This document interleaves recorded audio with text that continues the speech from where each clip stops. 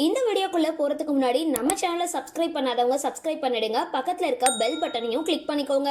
வாங்க வீடியோக்குள்ள போகலாம். வெள்ளித்திரை நடிகைகளுக்கு இணையா தற்பொழுது சின்ன திரை நடிகைகளுக்கும் டாப் இடத்தை பிடிச்சு மக்கள் மத்தியில அதிக கவனத்தை ஈர்த்துட்டு வராங்க. அந்த வகையில கர்நாடகாவை சார்ந்த நடிகை ஸ்வாதி கொண்டே கன்னட படத்துல நடிச்சு அதுக்கப்புறம் தமிழ்நாடு பக்கம் வந்திருந்தாங்க.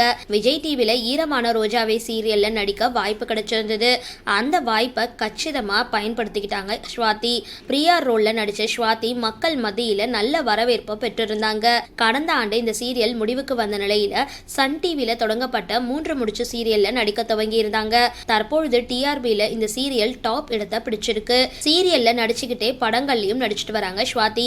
சமீபத்துல கூட மெய்யழகன் படத்துல முக்கிய கதாபாத்திரத்துல நடிச்சு எல்லாருடைய கவனத்தையும் ஈர்த்திருந்தாங்க. நடிகை ஸ்வாதி கொண்டே ஒரு புதிய கார் ஒன்ன வாங்கியிருக்காங்க. இந்த நிலையில சன் தொலைக்காட்சியில ஒளிபரப்பாகிட்டு வர சீரியல்கள்ல சிறந்த கலைஞருக்கான விருதுகள் அறிவிக்கப்பட்டிருந்தது. அதுல சிறந்த நடிகை மற்றும் சிறந்த நடிகைக்கான விருதுகள் பட்டியல் வெளியாகி இருந்தது.